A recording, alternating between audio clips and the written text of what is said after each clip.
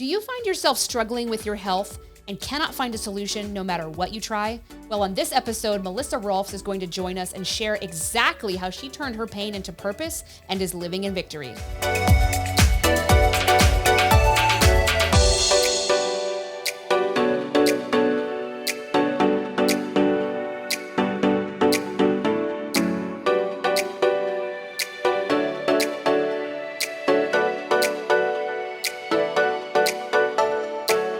Welcome to the Heart of an Underdog podcast. We are your hosts, Javie and Jessica Madrigal. And here on this podcast, we talk about how to adapt and overcome your biggest health challenges so you can beat the odds, turn your pain into purpose, and live in victory. If you are new to our channel, be sure to subscribe and hit that bell so you're notified when we post new content. And if you want to become a sponsor of our channel, make sure that you head over to javieandjessicamadrigal.com so that you can become a partner with us and bringing lifelong health to those who desperately need it. Hey, so let's bring out our guest. Melissa Rohlfs is a certified holistic health and life coach, helping busy women get unstuck and find freedom so they can be calm, confident, and at peace. She is committed to empowering women to be free, to be who God made them to be. After her own tumultuous history with life, she's a PTSD survivor, and food, withholding, and then later in life, binging, she learned how to deal with the core issues around her broken relationship with food. As a result, she felt called to go to school and learn to teach other women how to do the same. She graduated from the Health Coach Institute as a holistic health and life coach in 2018 and is the proud owner of Free to Be Coaching. She is a proud Boilermaker alumni living in Arizona with her husband, Chad, and 2 kiddos. Let's bring out Melissa Rohlfs. Hey. Morning. How are you? Good. How are you guys? Good, Great. good. Sorry, I said that at the same time as you. And you didn't hear me. Hey, so we're super excited to have you on our podcast. This is something that when we were talking to you in our pre-interview, we really connected. And I'm so excited to dive into your journey because I think so many people need to know what you have to share. So can you start out by telling everybody who you are and what you're about, where you live? Yeah, absolutely. Thank you for having me. I'm excited to be here. Let me say that first. So I'm coming to you from Arizona, which is exciting. And I'm a holistic health and life coach. And again, part of that is because of my journey in finding freedom with food and inner healing and just all of that put together. I knew there was something missing. And so I went to school and I got certified and I'm here and I'm excited to share. Awesome. Absolutely. And that's the thing. I love that you said you went out and got resourceful. You did the thing you needed to do to find out how to do something for yourself. And now you're passing that on to other people, which is exactly what leaders do. And especially when God puts us in positions where we need to find the way, we need to follow the path and then to lead others down that path. He really does use these situations for that. Can you dive in a little bit first on, let's just find out, for our audience, what was your, the story on your health battle or health battles, plural, right? What did you go through in order to take you to that point where you needed to find answers? Well, I think my kind of, fall to the knees floor and be like, oh my goodness, Lord, what do I need to do here? Was about 11 years ago. And we had a newborn baby. He wasn't sleeping. So I was exhausted.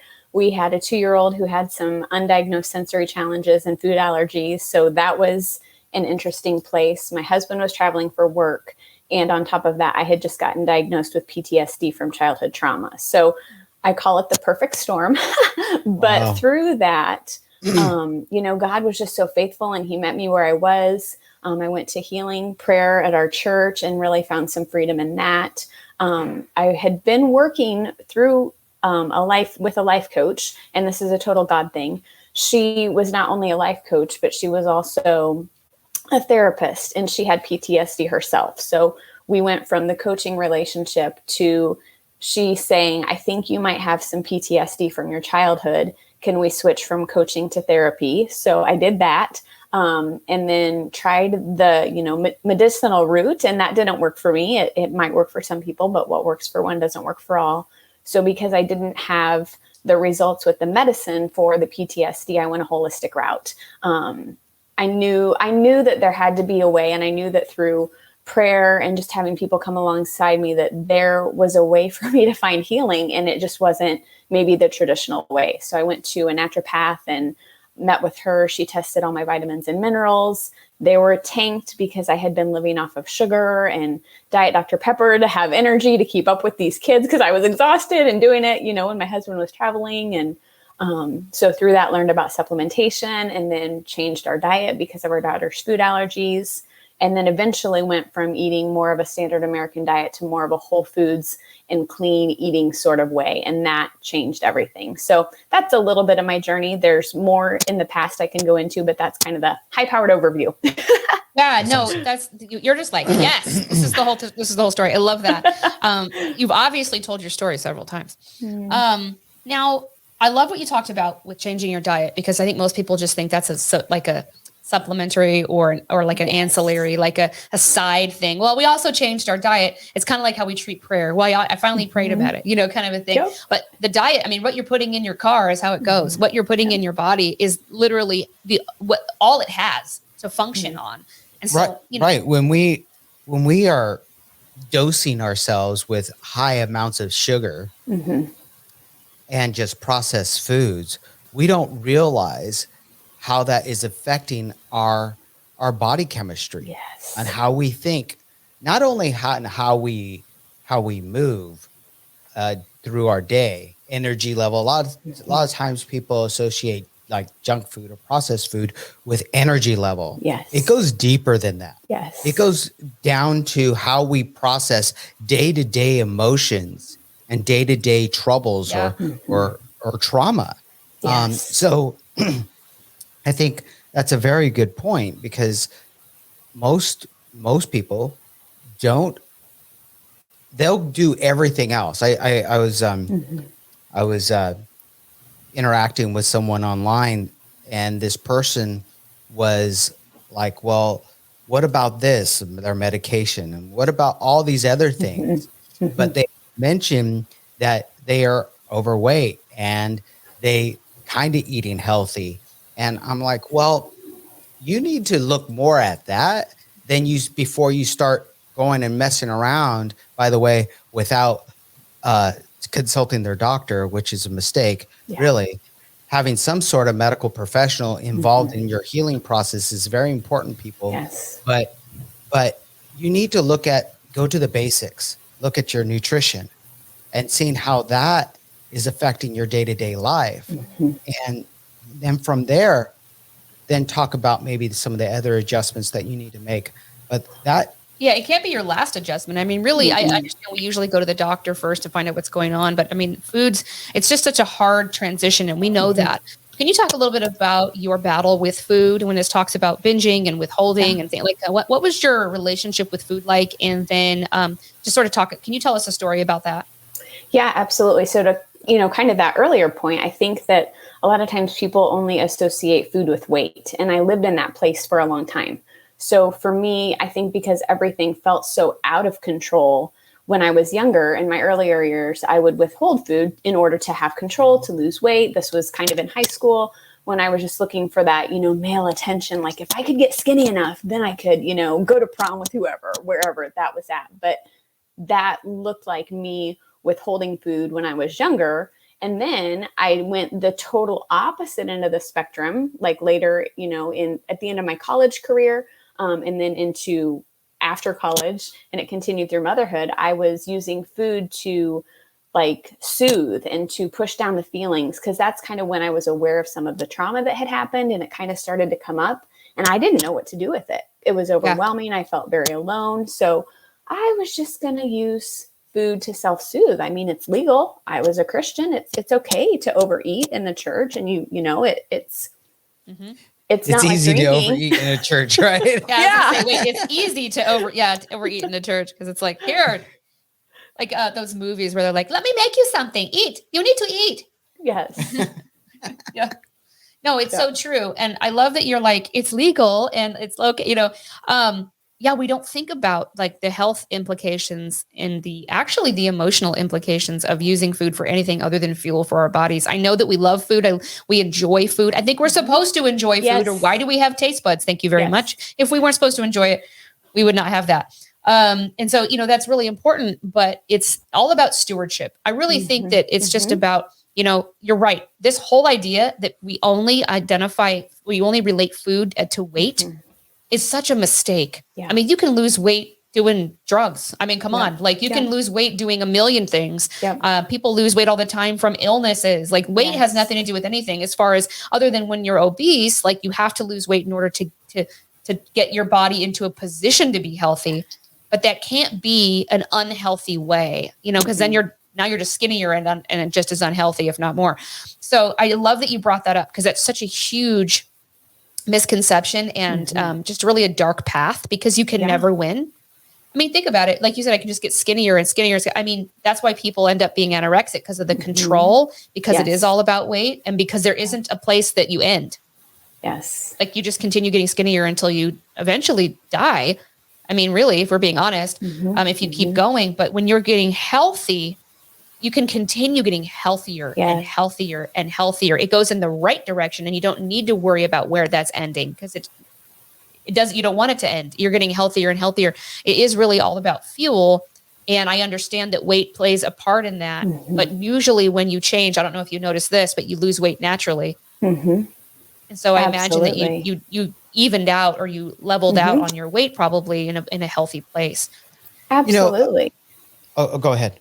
Well, and I think that what was so, challenging for me was I had done all of this inner transformation and the anxiety was gone and the fear was gone and my moods were stable and I was happy and I wasn't angry. And like, I had this beautiful inner transformation, but what did people keep saying? They kept saying, oh my gosh, you look great. You lost so much weight. And I'm like, I don't really care about the weight. Like, it doesn't matter. Let me tell you how I'm not anxious. Let me tell you how I'm happy. Let me tell you how I'm not angry. Let me tell you how I have energy. Let me tell you how I can show up and be the mom and person that I feel called to be and not really care about what I look like. But I think we've put health and weight in such a place that there are so many people that are losing weight and they think they're getting healthier, but the way in which they're doing it is actually not leading them towards health. And it's so frustrating.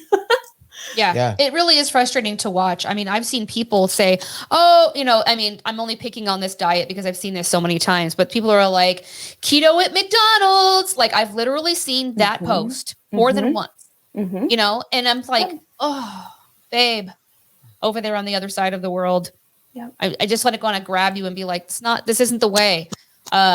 Because it's just so hard. Cause I'm just like, it isn't about, what you're eliminating. Sure. You need to eliminate all of the garbage from your diet. Okay. I understand that. But a lot of people, like when we coach people with the nutrition and you'll know this too, is that I'm like, well, if you just eliminate everything you're not supposed to have, what do you have left? I mean, people will say that to us all the time. Well, what do you eat? And I'm like, well, that's the problem is that you're just focused on eliminating so much and dieting that you don't understand what you actually eat. Yes. Like, what are you actually putting in your body that will do something for you? Put it to work, And so we really teach people like all about adding a bunch of stuff in. Yeah. And what's funny about that is that they automatically start eliminating things because you only have so much room in your stomach for one day. Totally. You know what I mean? Yep. So you fill that gas tank up with the right gas. You don't have any room in there anymore for anything bad you would want to put in. There's no room. It's full. Absolutely. So that's really, I love that you're talking about this. So I do want to go back a second.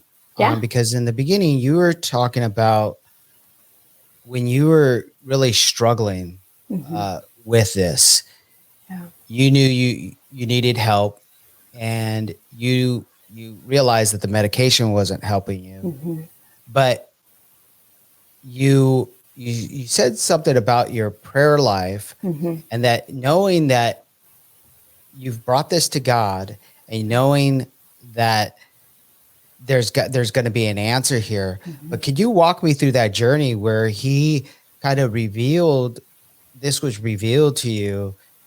And I just want to explore that a little bit because I think a lot of people out there, they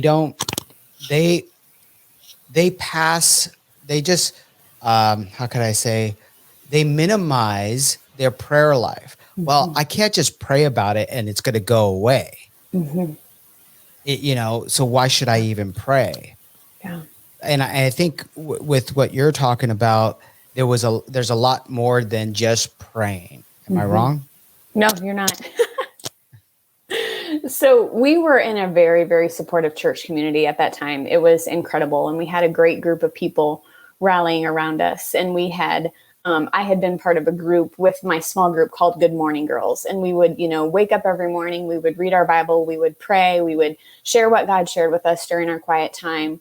We would ask for prayer requests. And they were a very integral part of my journey because I knew they were praying for me. But I was also in prayer, and there were healing prayer rooms offered at our church, and they did them every month. And I knew after I had gotten that PTSD diagnosis, I was like, I need to go to that healing prayer room because there's something spiritual to this, right? Like we know that the thief comes to steal, kill, and destroy, but God came to give us life and life to the full. That's John 10:10. And I was not living in that fullness. So I knew there was something that needed healing. I knew there was something that needed fixed on a spiritual level, because it was obviously, physical. It was also emotional and mental, but it was spiritual because how we're made up. We're body, mind, soul, and spirit. Like God is a holistic God. He made us holistically. So I knew that part needed addressed. Healing prayer room. And I just shared with them some things that were going on, and they laid hands on me and they prayed for me. And I felt this peace just come upon me in that time. And I'm like, this is going to be okay. He's going to show me what I need to do. He's going to show me the next step. And I think it was later that week that I got connected with that naturopath. And I walked into her office, and it was that same peace that came upon me that I had at prayer. And I'm like, this is what I need to be doing. This is not, the traditional route. This isn't what everybody does, but this is what I am called to do, because I believe as a Christian, we're called to take action. Like if you look at people in the Bible, when the healing comes, there's action required. The woman who'd been bleeding had to touch Jesus's robe. The man at the pool had to pick up his mat and walk. Like there's always action required. It's a relationship. We have to relate and interact and not just sit there and expect him to do it for us. I don't think that's how it works, but I had been in that place before and nothing had changed. So I knew I had to do something different. So I hope I answered that. Oh, Yeah. absolutely. Yeah. Okay. What about now? Look, we're believers. We share the same faith. Mm-hmm. But there are those in our faith that when you speak of holistic healing, Mm-hmm. you're speaking of something that may not be in alignment with God. And if you could help us in explaining to those that may be under this misconception, what is true holistic healing and how does it align with our faith? Yeah, well, I think Jesus is a healer. Like if you look in the Bible, what is he doing? He's healing. He's doing miracles. Like there are verses, he was, what is it? What is that Bible about? By his wounds we are healed. And the Bible is very clear about healing. The Bible is very clear about the miracles. The Bible is very clear about taking action. Go and make disciples. Like I think it's all so integrated. There's also several verses about health. I think my favorite one, and I hope I can remember right now, is 3 John 2. Like, may it go well with you in spirit as you're also healing in your body, or something like that. I probably butchered it, but I think it's 3 John 2. Okay, well, he'll bring it to me if I need to know. I'm trusting him. So, but you just look at the Bible, and he's about health. He's about healing. He's a holistic God. He cares about our body, mind, soul, and spirit. There were people that not only got healed physically in the Bible, but also mentally and emotionally. And so I feel like if you are a Christian, you believe the word of God and you believe all of it. Like it's not, you get to cherry pick, and it's not a buffet that you pick the pieces you want. Like it's all in there. And I think it's maybe not talked about enough. And that's why people are hesitant to believe it. But I love what you're saying about that he's all about, holistic meaning whole body. I mean, really, like people identify the word holistic with all natural, alternative, and woo woo. For some reason, I have no idea why. The definition of holistic is really just whole body, whole body, mind, and spirit, right? And that's exactly what you're talking about. Well, the thing is if you understand how God is and what Jesus says, you're right. God's all about restoration. Period. He's about redemption and restoration. So when we're talking about restoring, he does restore people in the Bible to their, a mental state that is healthy, an emotional state, and also physically, like you said. So it absolutely aligns with our faith. I think more than actually anything else we're doing. Yes. I think. And this is what the beautiful thing is about God's design in us. Okay. mind, body, and spirit. Those three things work as in unison, just like the Trinity. Yep. Okay. The Trinity within us is mind, body, and spirit. Those things are interdependent on one another within us. And when we are lacking in one thing, it affects the other. Yes. So you can't just focus on weight and your diet and then ignore your spiritual life. Yeah. You can't live your life with an overwhelming amount of stress and toxicity. Yes. And think you're going to have success and health throughout your life, because that will trigger your emotional eating, your physical ability. So these are, when we're speaking of that, God wants us to heal the whole body, but it starts with our faith. And I just wanted you to explain that because out of your journey and how you walk this out, I think it's very important that people get a clear perspective, especially us believers, right? Because we sometimes get it all screwed up and then wonder why we're not seeing certain things in our life. Why we're kind of stuck in this one position. So speaking of stuck, can you talk a little bit about what you see? What is the gap that you're standing in for women? So can you talk about, what you've seen women struggling with, where you've seen the need, and that where you're serving right now in the community of women that are hurting? Can you talk a little bit about that? Yeah. And I just want to answer, my verse was right. It was 3 John 2. So I might have butchered it. So go look at the reference yourself and get into the word. You're just like me. You're like, I'm going to find it. It's going to bug me. It was bugging me because I don't ever want to misquote the word. Like I don't want to do that. So that's great. Totally. Letting me do that. So you had asked about where I'm kind of standing in the gap for women and how I'm serving. Was that your question? Correct. And what kind of problems and things and, issues have you seen, challenges have you seen them have that you've been able to kind of step into? And really, where has God led you in that?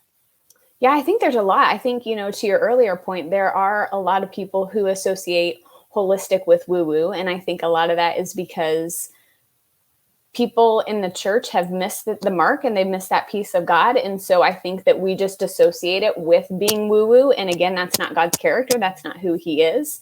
So I think there's almost this connotation that, oh, well, if I look into holistic health, I'm outside of God's will, or I'm not, in the will of God. I think that's one thing. I think the other thing is that we have been taught and conditioned to believe that food is only about weight, and we don't know the impact it has on our mood and our mental health, our emotional health, our energy. Like we only associate it with weight, and it's so much more than that. So it's a lot of changing beliefs around that and really teaching people how to listen to their bodies, how to listen to what foods work for them, because it's not one size fits all. We live in a very one size fits all society where we think, oh, well, my neighbor did this plan, I'm going to do it too. And then we have different results and we get mad, and then up come the feelings of shame and guilt and condemnation. And it's a very slippery slope.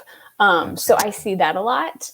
I see a lot of women who believe that taking care of themselves is selfish, and that I'm connecting it almost to a lack of self-worth, or that they don't believe that they matter and they're worth taking care of, which again is not in alignment with the gospel, because you're made in the image of God. You're fearfully and wonderfully made. You have a purpose. You matter. So yeah, I'm seeing a lot of things. And I think too, like, people are busy and they're raising their kids and they're tending to their needs. And they, it's easy to kind of put yourself on the back burner when you're tending to everybody around you. And it's easier to go for the fast food or the stuff on the go, which maybe isn't the healthiest. Right. And, I want to say too, we have these interviews, you guys, and I'm sure, Melissa, you've seen this too. We all make these same mistakes. Mm-hmm.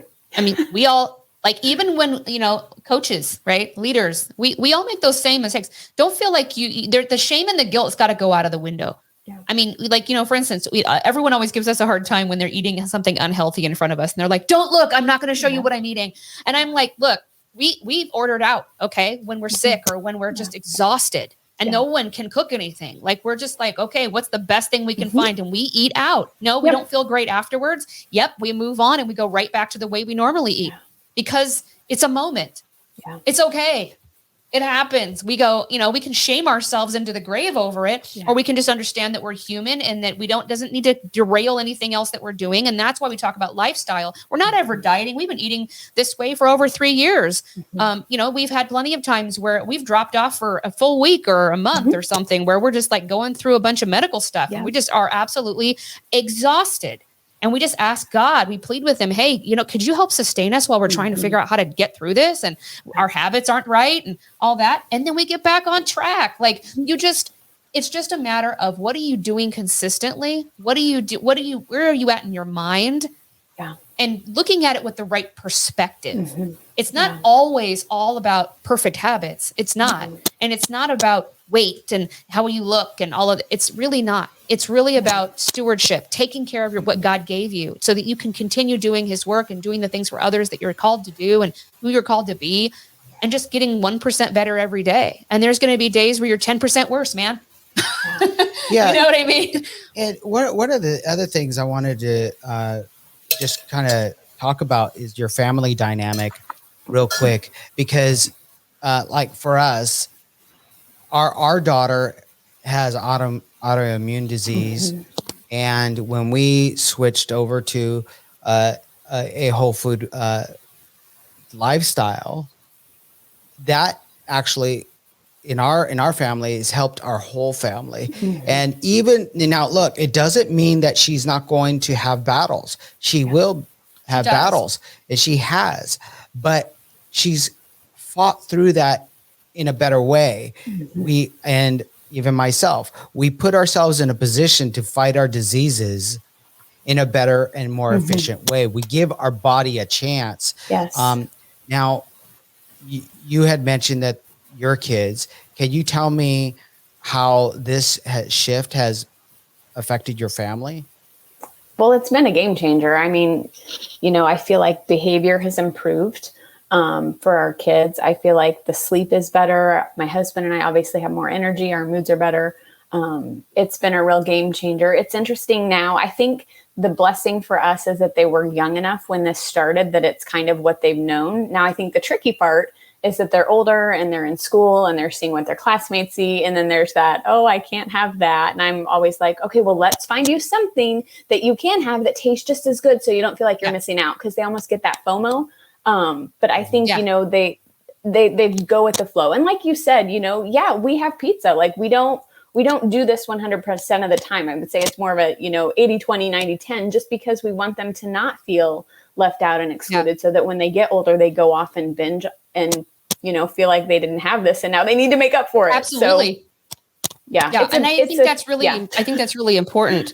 The thing is that we have to, I think if we don't do this as a family, as a team, it's so much harder on the person trying to do it. So I imagine when you're working with these women that you would be working with, how is this working with your family dynamic? Do you have the support that you need? I imagine that that's really a huge player in whether or not they are successful. But it is really, I think what we're really talking about today is, the idea that this is all about your faith and your perspective and your spiritual and your emotional health. Because look, we haven't even dived in really about what we eat and everything. We said whole food plant-based or whatever. And that's fine. That's a healthy way to eat. But notice we haven't focused on that. Why? Because the most important thing was that was a part of the change that you made, because you were addressing your faith and your emotional health first, because that was the stem of what was causing all of the trauma for you, which was then causing the eating. People really address their emotional health with a new diet. And that is such a mistake. That is just a Band-Aid. Yep. It's just hitting a symptom with a dart. Like, oh, I'm just going to try to poke that symptom with a dart. Hopefully it hits, and like you said, you're trying to use the same dart your neighbor did. And your neighbor has a totally different set of perspectives and trauma or not, or whatever, emotional health than you do. I mean, it's like trying a diet that somebody else has tried. Okay. Is like saying, okay, well, I'm going to go paint this picture and I want you to paint the picture, but I'm going to give you a totally different set of tools and paint that I'm going to use. And you got to paint the same picture. It's like, no, this person has a different upbringing. They have different physical makeup. They have different diseases and health issues. They have different schedules, different families. Yet you're like, hey, get the same results I did with this diet. It's no, you can't paint the same picture with a totally different set of tools and expect the same result. You just can't do that. And so it's all about, a structure of what the basic guidelines, right? But also the root needs to be addressed first. And so I love that this is what you're teaching people, because this really is the most important path. So can you talk, just before we go, I want to talk a little bit, and also we'll make sure everyone knows where to find you. But can you talk a little bit about how did COVID, like the whole pandemic thing in 2020, how did that affect, your clients and like your relationship with your clients? Did you see a change? Because, you've been coaching a while. Did you see a change in people and your clientele and what they suffered through? Because look, a lot of us were isolated. We were able to gather in churches. And what did you see? I feel like what I've seen is an uptake in emotional eating, increase in sugar, increase in wine, in kind of those coping mechanisms. And then where I honestly get frustrated is, okay, I see you doing this. Are you going to do something about it? And so I think, there is the knowledge and the acknowledgement that they are doing that, but maybe they're not ready to get out of that or break free from that, which is fine because everybody has their own timeline. But I honestly, my heart was that when this whole thing started was maybe this is what people need to wake up and really change their health and their wellness for the better. And I don't feel like I saw a ton of that. And it was super discouraging. Yeah. Do you feel, I a while back ago, during the heat of the pandemic, I read this article about how this is affecting people traumatically. And it's kind of bringing out some of these things like you had experienced. Oh, I had some stuff stowed away as a child, and now I'm having to deal with it myself. I'm trying to mask it with food. I'm trying to mask it with these projects around the house. But when that all ends, or you stuffed yourself with so much sugar, you don't know what to do with yourself. You realize, or what the cause is, or what the true cause is some trauma or the pandemic within itself. The reason why we wanted to ask that question, because what we've seen is this trauma in a way that you said that people soothe themselves with food, wine, and different things.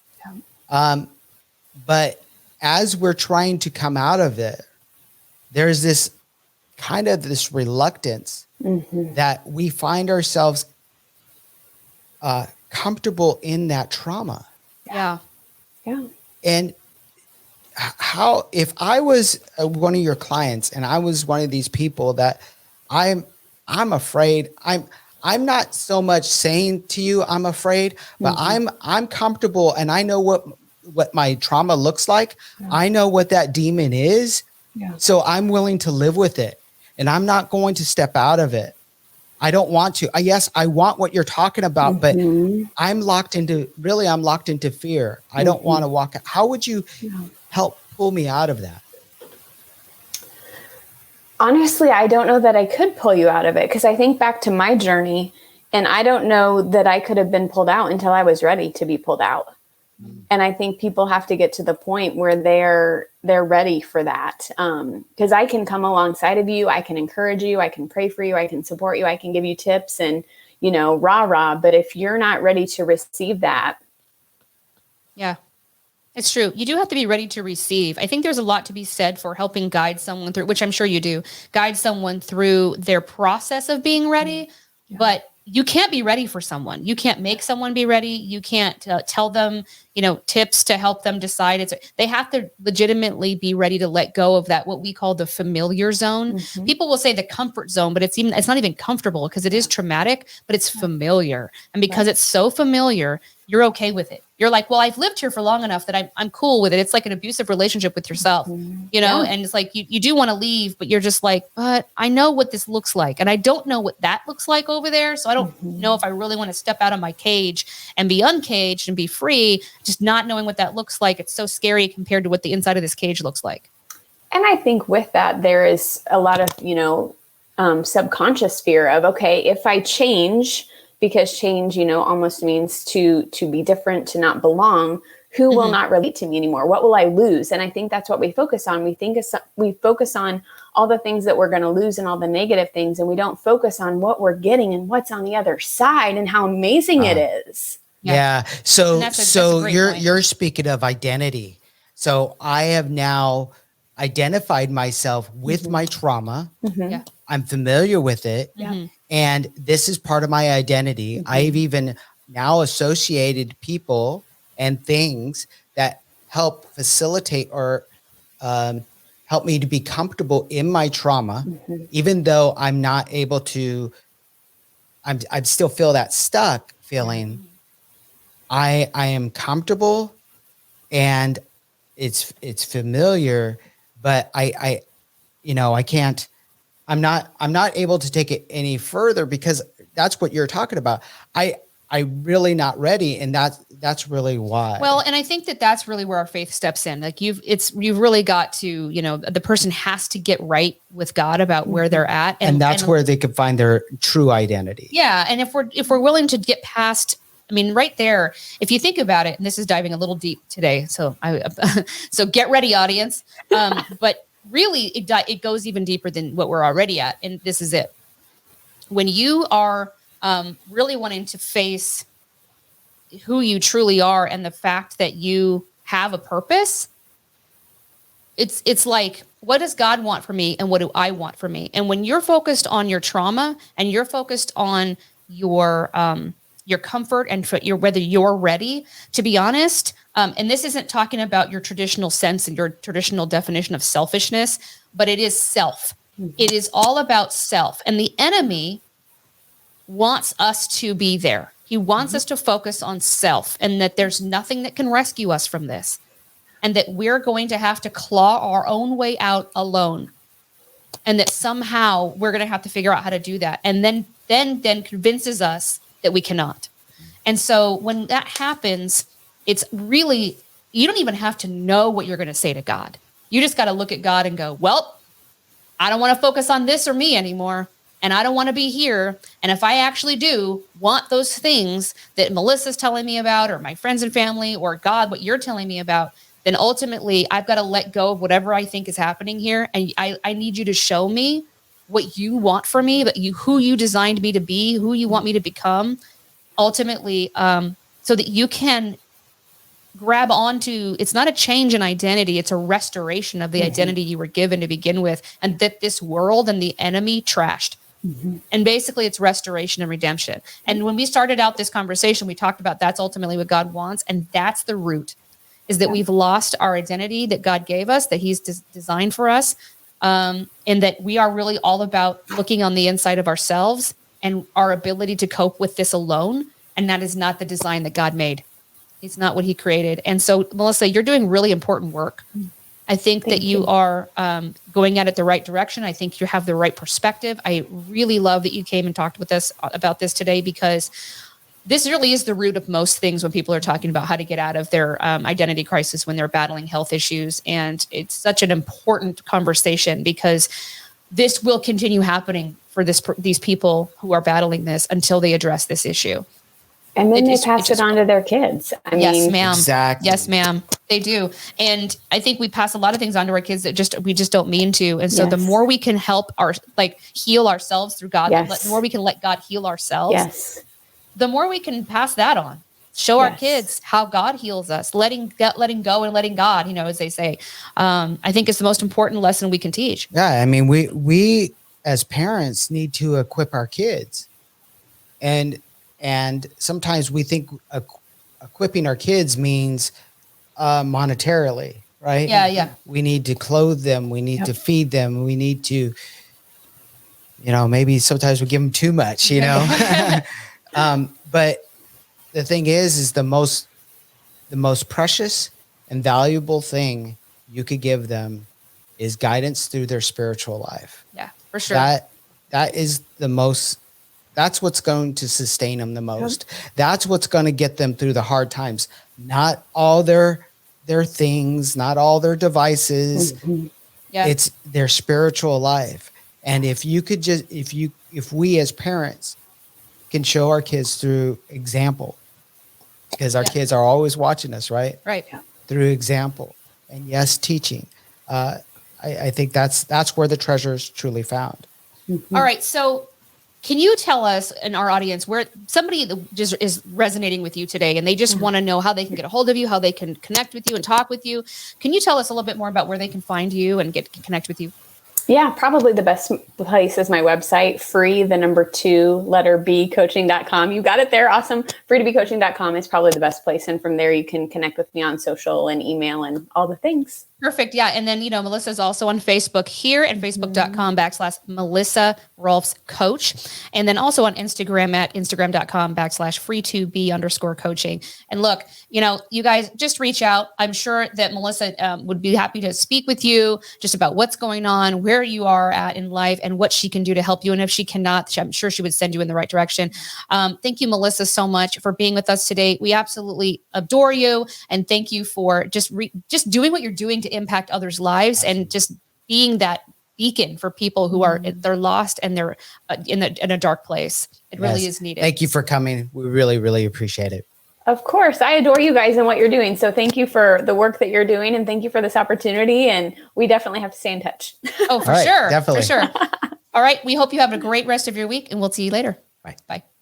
Wow. She's incredibly inspiring, right? Oh yeah. Yeah.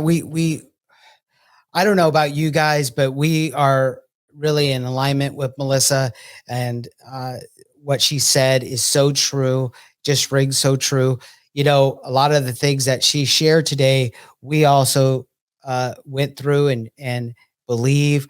I really think that God is really calling his people to rally towards this more holistic lifestyle.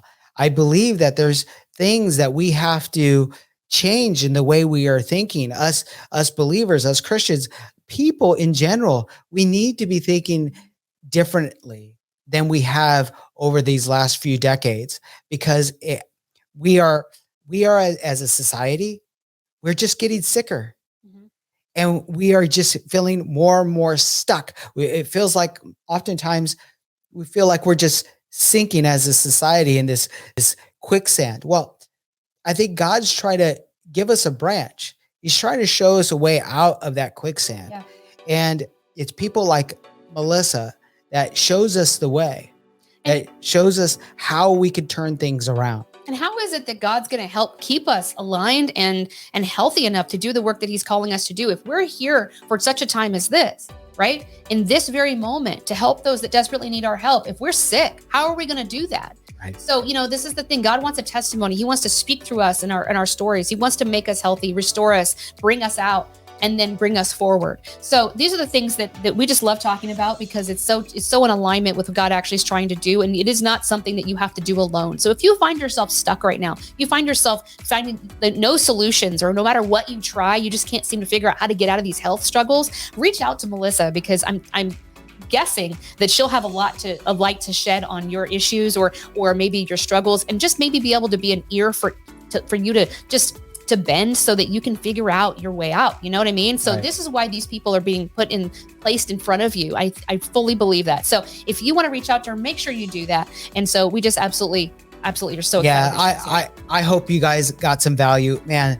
The guests that we've been able to bring on lately, God has just really been bringing us some magnificent people like Melissa. I hope you guys got something out of today. If you did, please hit that thumbs up, give us a thumbs up, and share this channel or share this episode with your friends and family, and be sure to subscribe. Absolutely. Hey, if you want to go deeper with us and on your health and wellness issues, and you want to have some guidance with your nutrition, your fitness, and your stress management, make sure you head over to our free Facebook group. It's private, and it's at facebook.com/groups/adapt and overcome your health. Make sure you reach out, because the help is there for you guys, and we are here to walk alongside you and help you navigate. Okay. So thanks so much for joining us this week. We love you guys. We thank you for your support and your partnership in this, and we will see you next time. Bye. God bless.